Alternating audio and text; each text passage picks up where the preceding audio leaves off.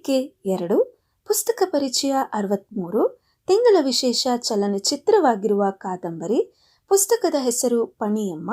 ಲೇಖಕರು MK ಇಂದಿರಾ. ಅಭಿಪ್ರಾಯ ದೀಪಕ್ ಹುಲ್ಕುಲಿ. ಓದುತ್ತಿರುವವರು ಶಿಲ್ಪಾ ಮಲ್ಲೇಶ್. ಈ ಚಿತ್ರವನ್ನು ಪ್ರೇಮ ಕಾರಂತ ಅವರು ನಿರ್ದೇಶನ ಮಾಡಿದ್ದು, ಪಣಿಯಮ್ಮ ಆಗಿ LV ಶಾರದಾ ಅವರು ಅದ್ಭುತವಾಗಿ ನಟಿಸಿದ್ದಾರೆ. ಈ ಪುಸ್ತಕ ಇಂದಿರಾರವರ ಕಾದಂಬರಿಗಳಲ್ಲೇ ಒಂದು ಕ್ಲಾಸಿಕ್ ಎನ್ನಬಹುದಾದ ಕಥೆಯ ಹೂರಣ ಇರುವ ಕಾದಂಬರಿ. 18ನೇ ಶತಮಾನದಿಂದ 19ನೇ ಶತಮಾನದ ಸ್ವಾತಂತ್ರ್ಯದ ದಿವಸಗಳವರೆಗಿನ ಮಲೆನಾಡಿನ ಬ್ರಾಹ್ಮಣ ಜನಾಂಗದ ಒಂದು ಬಾಲವಿಧವೆಯ ಕಥೆ ಇದು.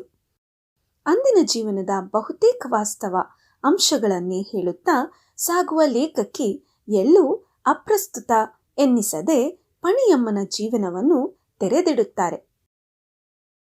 ಅಂದಿನ ಮಲೆನಾಡು, ಅದರಲ್ಲಿನ ಜೀವನ, ಕೂಡು ಕುಟುಂಬ, ಅದರಲ್ಲಿನ ಜನಗಳು, ಅವರ ಕೃಷಿ ಜೀವನ, ಮನೆಯೊಳಗಿನ ಮಹಿಳೆಯರ ಪದ್ಧತಿಗಳು, ಅಡುಗೆ, ಹೆರಿಗೆ, ಮಕ್ಕಳು, ಮಡಿ, ಜಾತಿ, ರೀತಿಗಳು, ಹೀಗೆ ಒಂದು ಕಾಲದ ಮನೆಯೊಳಗಿನ ಬದುಕನ್ನು ತೆರೆದಿಡುತ್ತಾ ಸಾಗುತ್ತಾರೆ.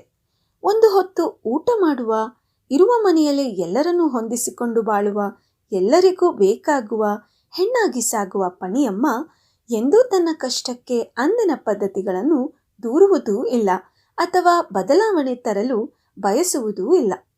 ಇಲ್ಲಿ ಕ್ರಾಂತಿಗಿಂತ ಶಾಂತಿ ಇದೆ. ಬಂದದ್ದನ್ನು ಇದ್ದ ಹಾಗೆ ಎದುರಿಸುವ, ಅದರಲ್ಲೇ ಖುಷಿ ಕಾಣುವ ಪಾಠವಿದೆ.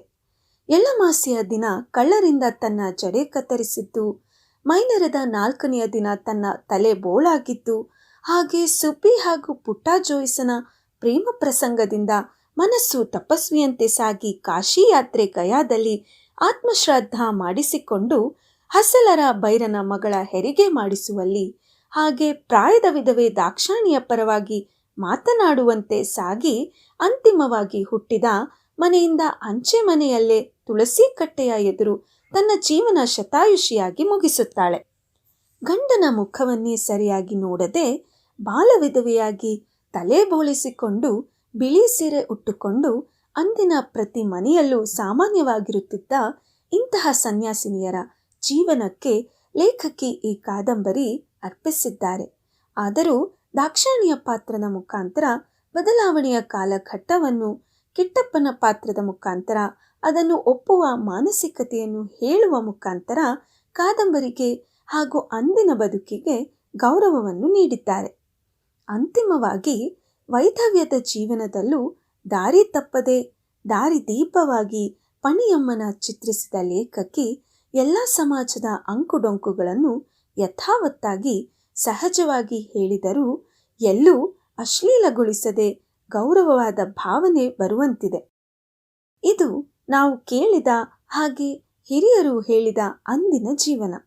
ಅದು ಬಿಟ್ಟು ಸಂಪೂರ್ಣ ಸಂಸ್ಕಾರವಂತ ಜ್ಞಾನಿಯಾದರೂ ಎಡವು ಬಿದ್ದು ಸಮಾಜವನ್ನೇ ನಗೆಪಾಟಲಾಗಿಸಿದ ಪ್ರಾಣೇಶಾಚಾರ್ಯ ಎಂಬ ಸುಳ್ಳು ಪಾತ್ರವನ್ನು, ಹಾಗೆ ನಾರಾಯಣಪ್ಪ ಎಂಬ ಹೆಣವನ್ನು ಸೃಷ್ಟಿಸಿ ಅದರಿಂದ ಅಂದಿನ ಸಮಾಜವನ್ನು ಹರಾಜು ಹಾಕಿಸಿ ಅದರಿಂದ ಸಂಪೂರ್ಣ ಲಾಭವನ್ನು ಪಡೆದ ಜಾಣ ಕುರುಡು ದೃಷ್ಟಿಯ ಸಂಸ್ಕಾರದ ಲೇಖಕರಿಗೆ ಸರಿಯಾದ ಉತ್ತರದ ಸ್ವರೂಪವಾಗಿದೆ ಈ ಪುಸ್ತಕ.